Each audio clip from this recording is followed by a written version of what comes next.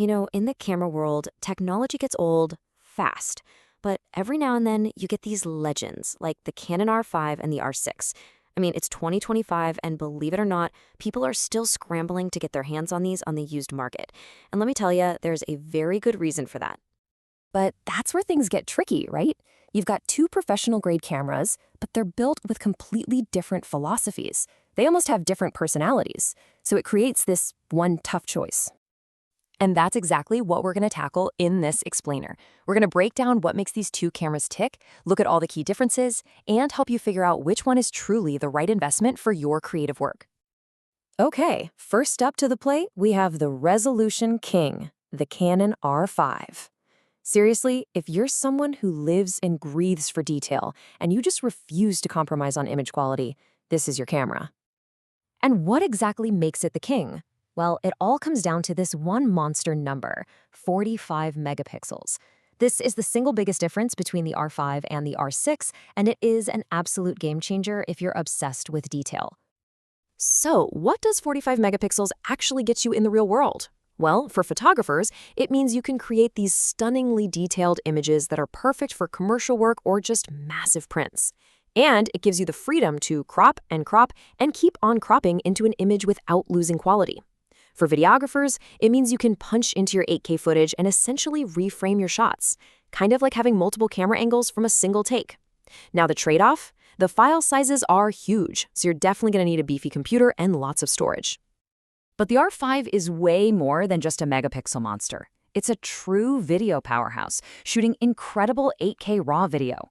On top of that, you get all these other pro-grade touches. The electronic viewfinder is sharper, the main LCD screen has a higher resolution, you even get that really handy little top-deck LCD for checking settings at a glance. Plus, it supports those blazing fast CF Express cards. This thing just screams professional. All right, let's switch gears and talk about its sibling, the Canon R6, the low-light champ. Now, if the R5 is all about pure resolution, the R6 is all about speed and performing when the lights go down. This camera is built to shine in really tough conditions. And how does it do that? Well, with this absolutely wild native maximum ISO of 102,400. Basically, this means the camera can practically see in the dark. You can shoot in dimly lit places without having to worry about your images getting ruined by a ton of that ugly digital noise. And that high ISO capability gives you some serious real-world advantages. You can walk into a dark wedding reception or a poorly lit gym and just shoot with total confidence. You're going to get cleaner images, way less noise, and you'll have the flexibility to get the shot no matter how bad the lighting is.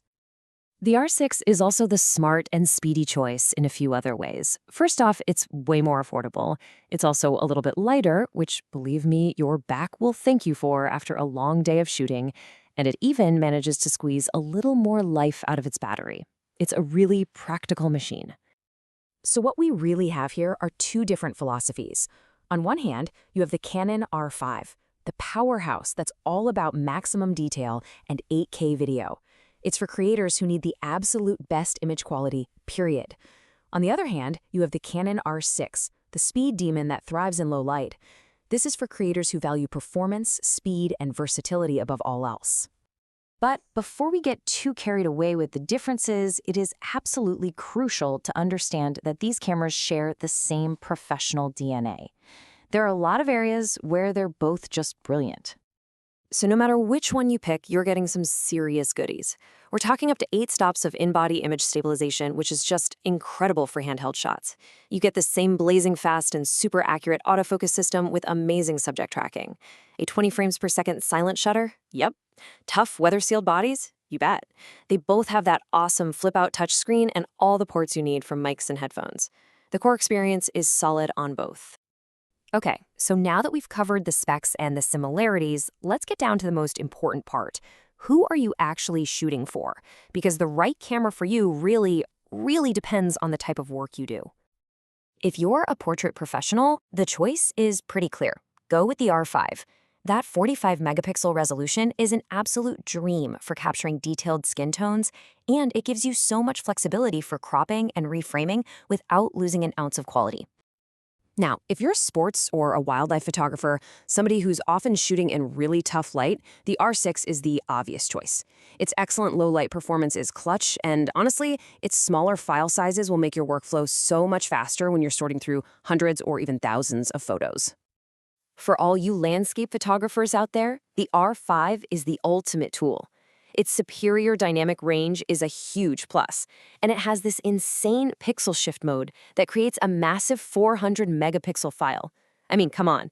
That allows you to capture stunningly detailed landscapes that are ready for gigantic prints.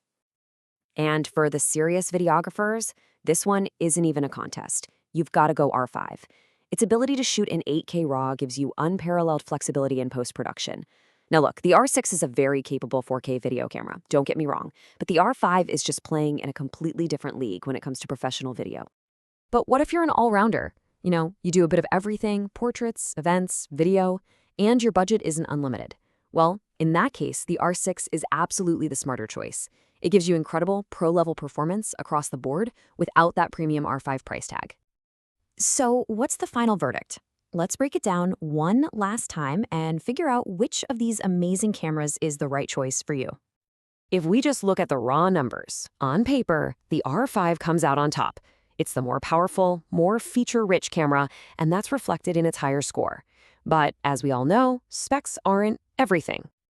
Here's the real takeaway, and it's pretty simple. Choose the R5 if you are a professional who absolutely needs that maximum resolution. We're talking huge prints, heavy cropping, or a professional 8K video workflow. Choose the R6 if you're an enthusiast or a working pro who really values incredible low light performance, a fast workflow, and just getting the best overall value for your money. Ultimately, the choice between the R5 and the R6 comes down to you answering one simple question for yourself. Is that ultimate top-of-the-line resolution worth the extra price? Or is practical, real-world performance the smarter investment? Whatever you decide, you're getting a fantastic camera.